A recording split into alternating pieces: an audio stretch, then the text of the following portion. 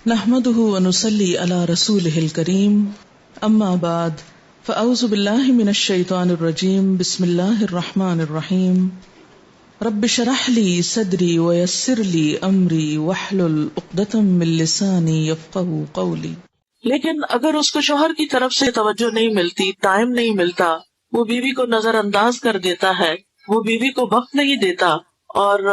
چھوٹی چھوٹی باتوں پر نکتہ چینی شروع کر دیتا ہے، یا کسی تیسرے بندے کی خاطر بیوی سے جھگڑا شروع کر دیتا ہے، یا پھر سنی سنائی باتوں میں آ کر الزام تراشی شروع کر دیتا ہے، تو اس سے گھر کبھی بھی آباد نہیں ہو سکتا. اسی طرح بیوی کو حوصلہ افزائی چاہیے ہوتی ہے، یعنی وہ چونکہ ڈرتے ڈرتے اس گھر میں قدم رکھ رہی ہوتی ہے تو ہر چیز میں شوہر کی طرف دیکھتی ہے کہ اس کا شوہر اس معاملے میں اس سے کیا کہتا ہے، اور اگر وہ اس کی حوصلہ افزائی کرے، وہ اس کو انکریج کرے، وہ اس کو آگے بڑھائے، کیونکہ انسان کی گروتھ شادی کے بعد رک نہیں جانی چاہیے. عام طور پہ ہم سمجھتے ہیں پڑھائی لکھائی ہوگی، ڈگری لے لی، اب شادی ہوگی، بس بات ختم، ہم سب کچھ چھوڑ کے بیٹھ جاتے ہیں. حالانکہ اللہ نے عورت کو بھی ایک دماغ دیا ہے، عورت کو بھی عقل دی ہے، سمجھ دی ہے، اور بعض اوقات تو عورتوں کے اندر بہت ذہانت ہوتی ہے، بہت سی اسکلز ہوتی ہیں، بہت کچھ وہ کر سکتی ہیں، لیکن شوہروں کی طرف سے ان کو حوصلہ افزائی نہیں ملتی، ان کو ساتھ نہیں ملتا، جس کی وجہ سے ان کی ساری صلاحیتیں ماری جاتی ہیں. تو ایسی صورت میں عقل مند شوہر وہی ہوتے ہیں جو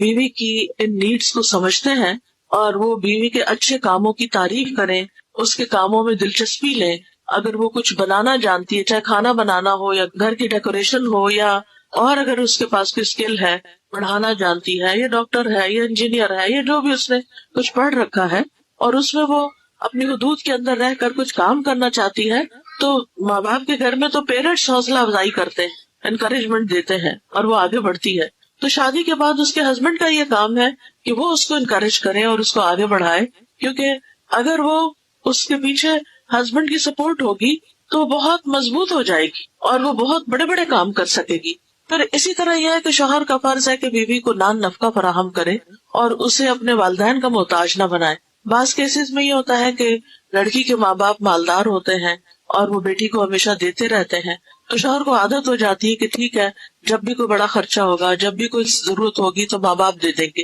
یا ماں باپ ہی کو دینا چاہیے. ایک تو ہمارے معاشرے میں جو جہیز کی لعنت ہے کہ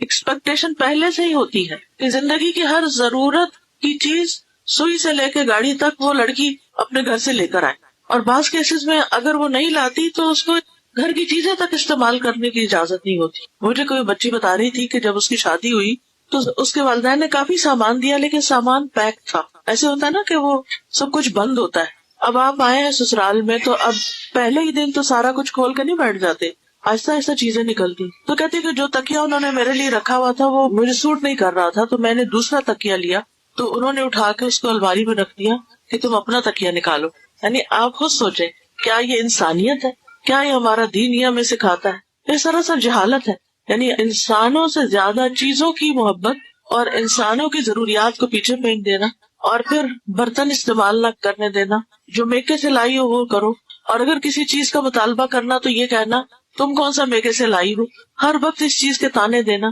آپ کو معلوم ہے کہ یہ اسلامی طور طریقہ نہیں ہے. یہ ہم ایک طویل عرصے تک ہندوستان میں رہے ہیں اور وہاں کا جو کلچر تھا وہ سرایت کر کے ہمارے اندر آ گیا، اور یہ چیزیں ہمارے معاشرے میں بھی عام ہو گئی. پھر اسی طرح یہ ہے کہ شوہر کو گھر میں مسکراتے ہوئے داخل ہونا چاہیے، بیوی کے اچھے کاموں کی تعریف کرنی چاہیے، اس کو تحفے تحائف دینے چاہیے، محبت کا کھلا اظہار کرنا چاہیے، دل لگی اور دل جوئی کی بات کرنی چاہیے. اور غلطیاں ہو جائیں، جیسے کھانے میں نمک زیادہ ہو گیا ہے، یا کھانا کسی وجہ سے ٹھنڈا رہ گیا ہے، یا تھوڑا کچا رہ گیا ہے، تو ایسی چیزوں کو تحمل اور برداشت کے ساتھ گزار لیں، یعنی درگزر سے کام لیں، کیونکہ انسان ہے نا، انسان پرفیکٹ نہیں ہے. اور عام طور پر بچیاں ماں باپ کے گھر میں تو پڑھ ہی رہی ہوتی ہیں یا کوئی جاب کر رہی ہوتی ہیں، اور گھرداری ان کو اتنی نہیں آتی جب تک کہ ان کے سر پہ پڑتی نہیں، اور پھر جب پڑتی ہے تو آہستہ آہستہ وہ یہ سب چیزیں سیکھتی بھی چلی جاتی ہیں. پھر اسی طرح یہ ہے کہ بیوی کے اوپر بھی کوئی ذمہ داریاں عائد ہوتی ہیں، اور ان میں سے ایک یہ ہے کہ وہ شوہر کے مزاج کو سمجھے کہ میرا شوہر کن باتوں پہ خوش ہوتا ہے اور کن باتوں میں ناراض ہوتا ہے، کیا چیز اس کو غصہ دلاتی ہے، اور اگر وہ غصے میں آ گیا ہے تو بیوی کو اس سے غصہ نہیں کرنا. دو لوگ بیک وقت غصہ نہ کریں. یہ تو ہو نہیں سکتا کہ غصہ نہ آئے، کبھی بیوی کو آئے گا کبھی شوہر کو آئے گا، لیکن اگر ایک کو آیا ہے تو دوسرا اپنے آپ کو کنٹرول میں رکھے.